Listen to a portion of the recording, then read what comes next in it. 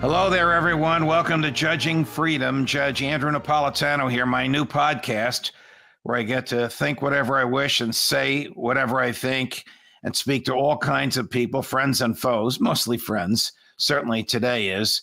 Kristin Tate is a young, bright, and as you can see, beautiful young libertarian who specializes in her work on economics, and she joins me today. Kristin, welcome here to Judging Freedom. Where are you? Where are you joining me from? Thank you, Judge. I'm joining you from beautiful Texas. I am in the Houston area. So Okay. It's still very much summer here. I just put on a turtleneck for the show because I know it's very cold up where my extended family is and probably up where you are. But I am somewhere where it feels like summer outside almost all year. Well, I'm at my farm in Northwest New Jersey, and it's Thanksgiving weather. It's cold, it's raw, it's cloudy. It's about 38 to 42 degrees. But thanks very much for joining us. Much appreciated. There's so much going on in your end of the world. So out of one side of his mouth, President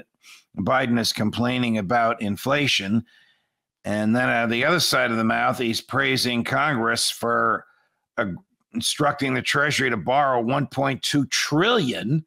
We haven't even got to the social spending yet, just to improve railroads and roads and highways and airports, none of which is in the Constitution. What kind of sense does this make, to complain about inflation and then to cause more inflation at the same time and in the same respect? Well, of course, it makes no sense at all. But this is kind of what we've come to expect, not just from Joe Biden, but from pretty much everyone in Washington, D.C., including many Republicans at this point. I mean, I can really count on one hand, or maybe two, the actual fiscal conservatives left in Washington, D.C.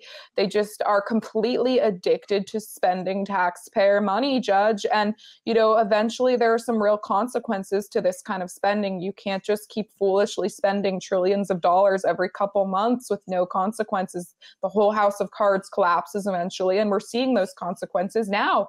We have inflation that they told us for months was transitory. I mean, that's all they were saying for months, transitory. Well, now they've admitted, you know what, it's not transitory, it's here to stay. Now they're saying, Janet Yellen and her ilk are saying, oh, we think it's going to go away by the end of next year. Well, we all know the end of next year, if they keep doing this, inflation's still going to be worse than it is now. Then they're probably going to say, oh, just give us 2 more years and it will go away. This is what they always do. But it has gotten completely out of control at this point.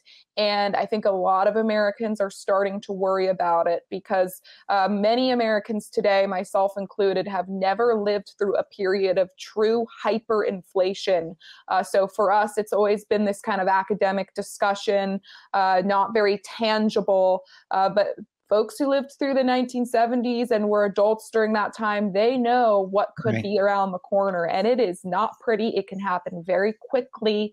And people could see their life savings just completely demolished and diminished very quickly. It's going to be sad and probably a very dark situation we're about to enter. So explain to us 2 things. How, in reality, will the government go out and get $1.2 trillion, since the Fed doesn't really print cash anymore?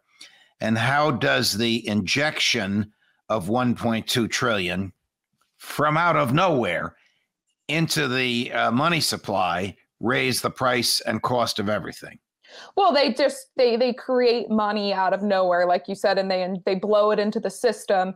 And of course, inflation happens when there's a lot of cash out there chasing a limited supply of goods. So if you have $100 and all of a sudden $200 is created, your $100 is worth less than it was before that $200 was created. So that's essentially what's happening. And people who are on fixed incomes, people who are not on wages can go up. Of course, they never go up as quickly as inflation. But if you're on a fixed income or you're living off your savings, like if you're an elderly person, for example, you get hurt the hardest by this kind of inflation, when they just create money out of nowhere, money that we don't have. And, they say, oh, well, the rich will pay for it with tax increases. Well, even if you raise taxes significantly on every billionaire in this country, you would not be able to cover the kind of spending that they're doing right now. So this is a real problem. Like, this is a recipe for a financial disaster. And it's one of the reasons people are pulling out of the US dollar and investing in alternative assets. It's one of the reasons we've seen cryptocurrencies, for example, skyrocketing over the last couple of years, particularly in the last year, though. It's probably another reason we're seeing real estate inflate so much, because people want to take their money out of the dollar and put it into a hard asset. Precious metals are likely to soar over the next couple of years if inflation keeps going up. But again, it's those people who just are on the fixed income, or the lower end workers who still have to put gas in their cars or go to the grocery store. These are the folks who really get hurt. It's interesting you mention the lower end workers, because old Uncle Joe holds himself out as the champion of blue collar union laborers. These people are suffering terribly. Yeah. And will certainly, the rich are always rich. They always have money to spend, but blue collar laborers are going to be hit very hard by this. If Joe comes knocking on Janet Yellen's door and says, "Where's my 1.2 trillion?" Where will she get it? I mean, will the government sell bonds at shockingly low interest rates? Will the Fed just start injecting money into the stream by adding zeros to the bank accounts of its 5 favorite banks? How literally will the 1.2 trillion be created so that Yellen and company can spend it? Well, they just create it out of thin air. I mean, they are in the business of literally just creating money out of nothing, and there's no tax revenue to cover this money. And I want to go back to what you said about the blue collar workers, because, Judge, I think part of what's going on right now in this country is we're kind of seeing a shift within the political parties. So, you used to have the Democrats that were the party of the labor workers and the unionists and the low end minimum wage workers. The Democrats were really their champions in the political arena for many decades. And I think we're kind of seeing that shift now. And the divide that I see in this country isn't even necessarily between rich and poor, or the elite, or the educated people and the non-educated people. It's really the producers and the non-producers. So, you have everyone from, doctors and blue collar workers, people with very wide gaps in education and earning power who are kind of over here. And then you have the non-producers, the people who work for academic institutions, the people who work for nonprofits, the people who are on unemployment or depend on the government. I mean, people who work for the federal government. The federal government's the biggest employer in this country. That's in the non-producing category, because the federal government doesn't need to turn a profit. It's not accountable. So you have those people over here, and that's really the divide I see in this country. I don't see the divide among racial lines. I don't think it's about rich or poor. I literally think that the divide in this country that we're starting to see is producers and non-producers, and that is increasingly true.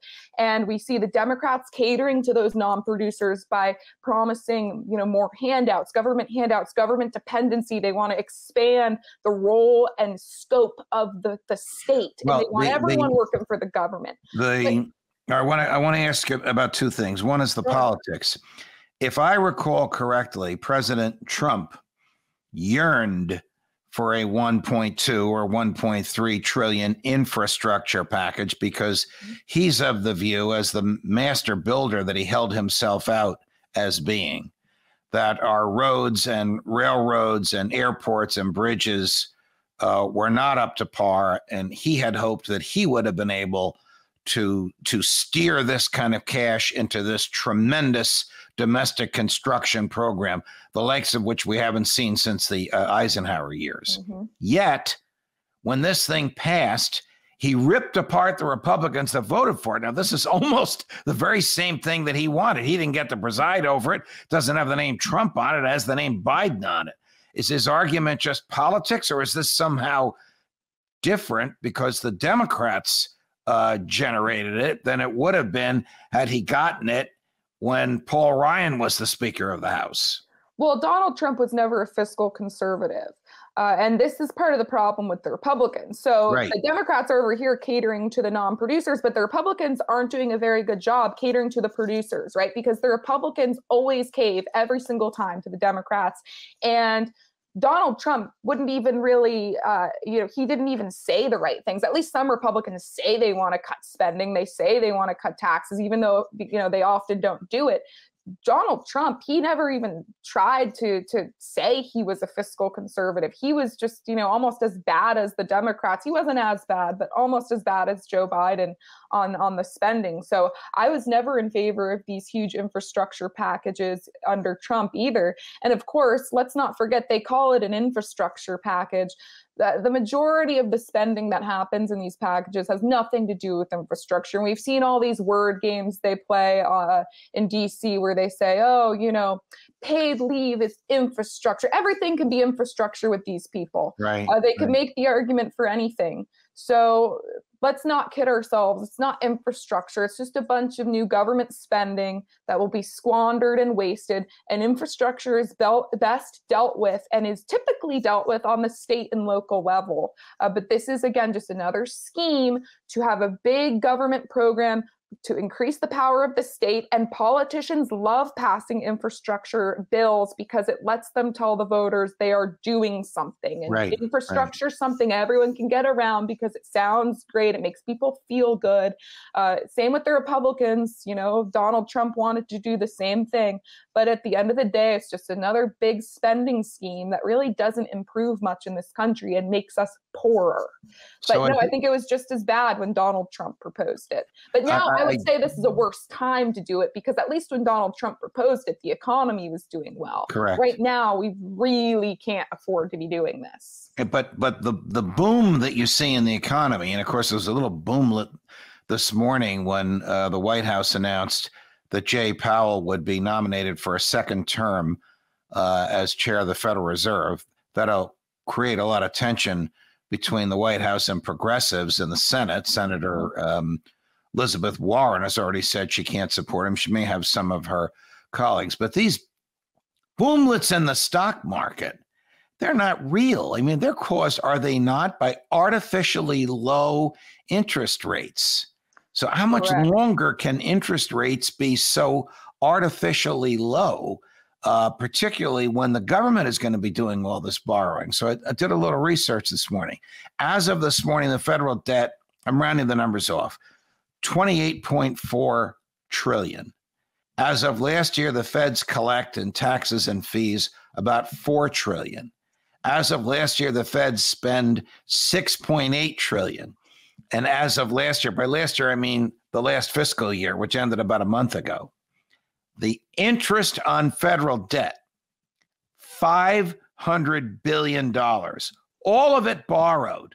Now, isn't it utterly insane to borrow money to pay interest on borrowed money? And it's just the interest that doesn't reduce the principal. If you ran your household that way, you'd be bankrupt in a year. Of course you would. And yes, it's absolutely nuts. But as individuals, all we can really do is prepare for the worst possible scenario, which is likely coming around the corner, which could be stagflation or hyperinflation, and try to put your money in something other than the US dollar. If the federal government wants to do this to our currency and our economy, they're going to see people pulling their assets out of the US dollar. I mean, we might not be the reserve currency anymore if this continues. So it's really scary. But as individuals, all we can really do is protect ourselves. And like I said, unfortunately, I think a lot of younger people have no idea what's coming. They are living on easy credit right now. I mean, I have friends who are making okay money. They're making $60,000 to whatever, $80,000, but they're living paycheck to paycheck because of easy credit. They're all like renting Cadillacs and they live in these huge apartment complexes that are costing them like a huge chunk of their salary every month. People don't have savings, they don't have assets, they don't have investments that I'm seeing anyway. There's no incentive. So they're not ready. But there's no incentive to save anymore because the Not in interest cash. rates are so low. Correct. I mean, the Federal Reserve, which has been ruining us for 100 years, is continuing to ruin us with these artificially low interest rates. Yes, and I don't suggest people hoard all their money in cash, because if we have a hyperinflation situation, that is not going to be where you want your money. But what I'm saying is they are not ready for any kind of financial disaster at all. You know, if any little thing goes wrong, they're completely screwed because they're living paycheck to paycheck and they don't have any investments. They're all making credit card payments and, you know, rent payments. They don't own anything. Right, so what should they do?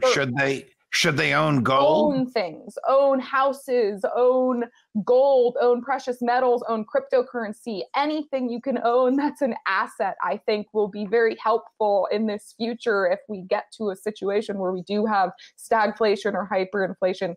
I have been sort of pleased to see cryptocurrencies kind of going mainstream. I think when PayPal got in on the game and then Robinhood, it made it a little easier for people who aren't necessarily in the crypto world to start buying.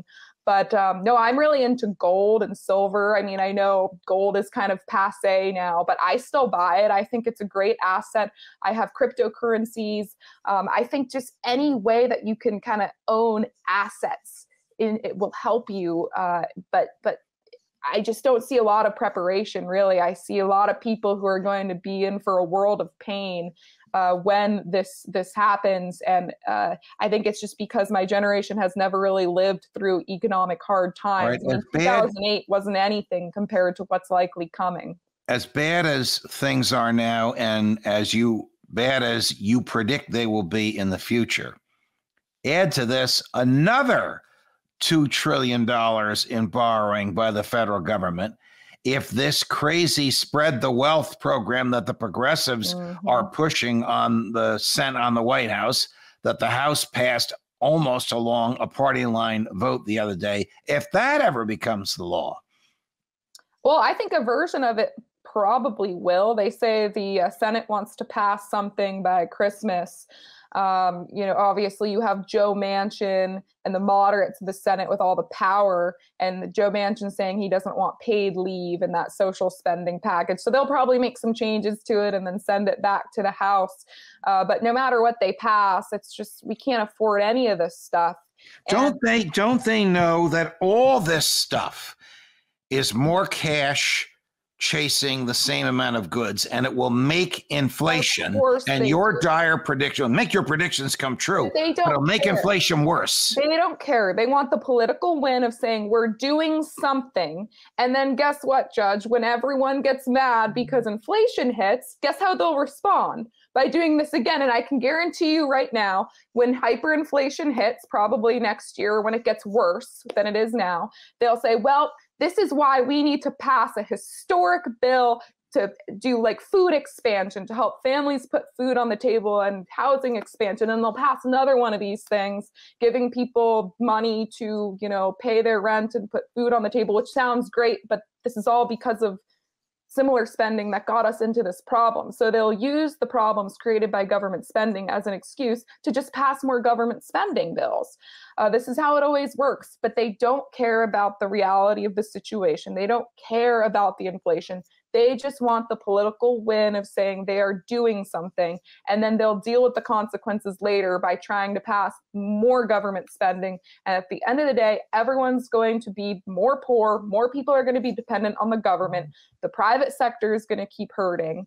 And by the way, in this social spending package they're trying to pass right now, you see the SALT deduction. They want to basically increase the SALT deduction, thereby making conservative states like Texas, where I am, have to subsidize more of this government nonsense going on at the state level in blue states by incentivizing. Right, you're hitting me where it hurts, because I live and am physically located at the moment in the highest taxed state in the union, called New Jersey. I don't know why you live there. I was born here, and I love the place, even though it's very expensive to live here. Last subject matter, and this is one of Senator Elizabeth Warren's favorite: tax the rich. tax the rich. The rich employ people. If you take money from the rich, they have less money to invest and less money to spend on those they're going to employ. Doesn't she see that? That's right. And I mean, eventually these taxes always kind of trickle down to the middle class. But no, you're right. And especially when you look at people who own businesses who are considered upper class, like, you know, I have people in my family, like my stepmother, she owns several restaurants throughout Boston, and she keeps getting hit with all kinds of taxes at the state and local level. And she employs, I want to say, like 40 to 50 people in her restaurants. And, you know, when she gets taxed more, when they increase the minimum wage or when they do all these schemes to target the rich, she has to respond by either putting price hikes on her menu or by letting employees go, or by not hiring people who she would have hired otherwise. Because when you have more capital, you can take more chances with your workforce. So yeah, of course, these taxes on the rich always end up hurting the poor the most. They result in fewer jobs, higher prices for everybody. And it's just, you know, all these people, we just need these government people to get out of our lives, get out of the way, let the economy reopen. Everything would be so much better if they could just go do nothing. I wish they could all just take a year-long vacation and do nothing. We'd all be much better off. But because of the urge to do something. Kristin, I couldn't agree with you more, but in this day and age, it's almost a pipe dream to expect that the federal government is just going to shut down, that they're just going to leave us alone. I mean, they will do whatever they think they can politically get away with, even if it causes more pain in the future, because it'll let them run for re-election and continue their cushy and their happy jobs. What a pleasure it is to chat with you. It reminds me of the old days on Freedom Watch and Liberty File at my former life. But thank you very much for joining us, and I hope you'll come back, even if you are in that warm, wonderful, low-tax state of Texas. Thank you so much, Judge. It's an honor to join you on your show. All the best. We'll do it again. God bless you. Have a great Thanksgiving to you and your family. God bless you. Happy Thanksgiving. Thank you.